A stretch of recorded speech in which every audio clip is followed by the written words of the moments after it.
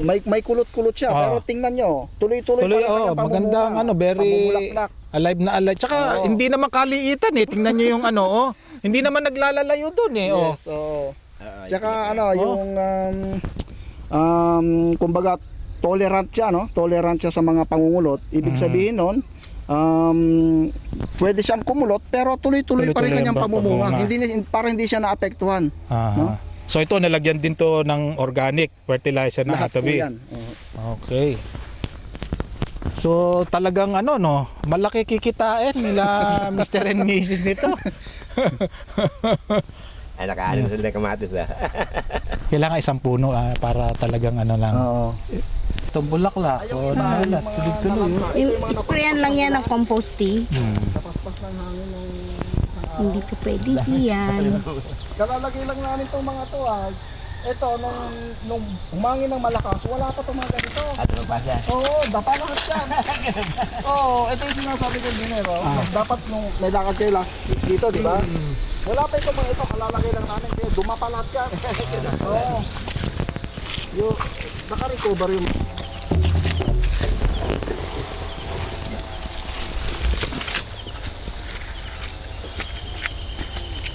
Dami nito, ilang puno to? Ito, baka mga... King na. Nasaan? Ayun. Ayun. Ito Aldrich, yung ibang variety. Ramgo variety Ramgo ito. rin, Ang katona na sinasabi nila. Tingnan mo, dami ring mamulaklak Dami nga. Nalate lang kaunti yan doon sa kabila. Pero daming bulaklak. Ito, 2 months na rin yan. Oo. Kung kailan itinanim ang papaya, ganun din itinanim itong mga ito. Ito din sila, sila. Ito, malalak ganda, ang tinis ng Saka siksik yung hindi malambot yung laman. Ganda Engineer, ito yung mga sili na maanghang kapag yung nakita mo doon kanina pag... Ako, mahilig ako dyan. Talaga? Pipitas ako. Sige. Sa Pangasinan.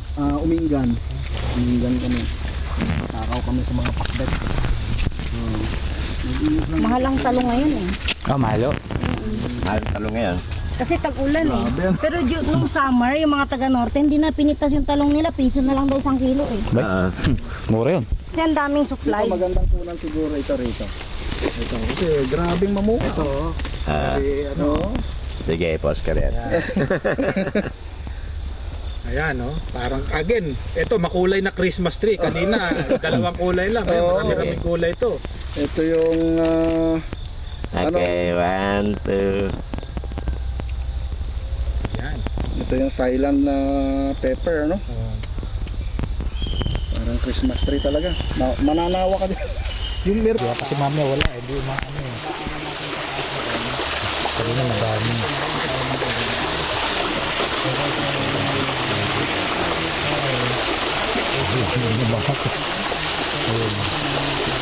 More than 3 na yan.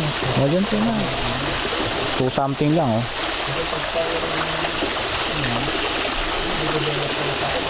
More than 3. Nandito naman tayo sa Itikan, dito sa Costales Nature Farm. Yes. Ka Ronald, gaano katagal na yung ating mga pato dito? Ito yung mga ducks natin. Mga pato natin, 2 taon na mahigit 2 taon na? Oo, 2 taon na. Di dapat called na yan. Bakit hindi nyo pa kinakal? Nangingitlog pa nangingitlog pa. Oo, nakaka-14 itlog pa yan araw-araw. Sabi nga palitan na para mag 100% sana yung itlog nila. Wala lang akong panahon ngayon. Pero importante nangingitlog pa. Ano ba sikreto nyo? At more than 2 years na nangingitlog pa yan. Dapat nga called na yan. Kinulob na yan. Ang sikreto dyan yung pinapainom ko sila ng atobi. Sinihalo namin sa kanilang inumin. Tinitimpla lang namin sa inumin. Ang kanilang pakain yung pa rin, yung commercial pa rin na duck layer. Pero maganda silang mangitlog Kaya hindi ko sila originally 2 po sila. 2 po sila. So out of 20 14 yung yung nangingitlog. Actually, ganun nga, dahil mga lalaki yung iba diyan Kung tutuusin mababa yun pero for 2 years na. Jackpot na nga daw yan nagtataka nga. Ayun na nga. So ano ang kakaibahan naman ng ating mga itlog? Compared nung hindi kayo gumagamit ng ano ng Atobi. Malaki yung kaibahan ng itlog na ito ngayon. Gawa ng yung itlog nito malasa. At saka hindi malansa ito. Hindi malansa. Kaya pinag-aagawan sa palengke ito pag At saka ginagawa naming salted mabigat egg. ho yan, ano? Mabigat yung itlog na yan at saka yung malalaki. Ano kanyo pinag-aagawan sa palengke? Pinag-aagawan sa palengke. Paano ibig sabihin pinag-aagawan? Ginagawa naming salted egg yan, organic kasi, no? Pagdating sa palengke, hindi inaabot na 5 minuto, ubos lahat yan eh. Ganon. So, pagka ganung maganda pala ang market di siguro mag-expand kami. Yun, mag-expand kayo ng ano. May reservations na kami, additional na ano ngayon, mga itik na papalakihin kasi talagang maganda ang demand eh. Isang mapapansin ko dito walang kaamoy-amoy itong ating ating kulungan dito. Iniinom nila na hindi naman mabaho kasi yung tayo nila dahil gawa nung iniinom nilang Atobi. So, kamusta naman nagkakasakit ba sila mula nung ginamitan nyo ng Atobi? Meron po bang walang namamatay lang. No maintenance, kumbaga no maintenance farming to. No maintenance yan. Maliban pag gusto mong magkatay dyan, doon lang magkakaroon ng mortality. Galing So meron kayong ilang kamo nyo yung nakareserba nyo 50 yung padating namin ngayon. Ano po ba ang capacity? Anong square ho ba ito? Siguro ito nasa 60 siguro itong kulungan na ito. 60 square meters. So, di marami rin pang capacity nito, mga pwede sigurong hanggang 100. Ganun nga siguro. Tsaka medyo malawak pa naman yung paglalagay dito sa kabila. Merong itik, may pato, may peking duck.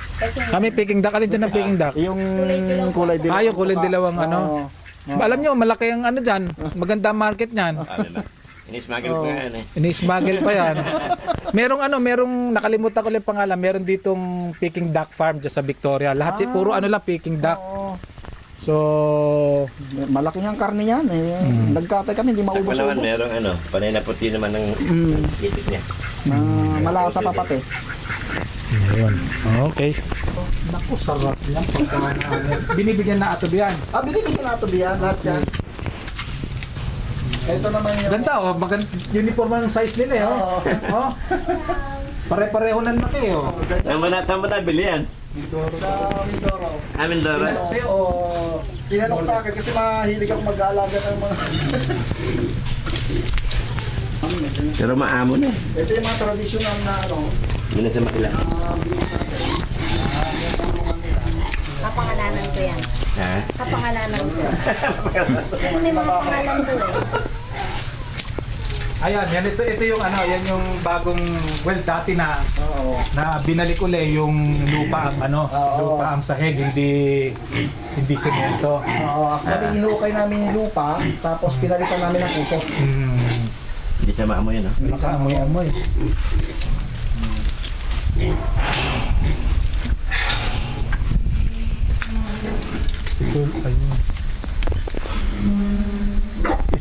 Isang liter, magkakapatid ba yan o iba't ibang Magkakapatid.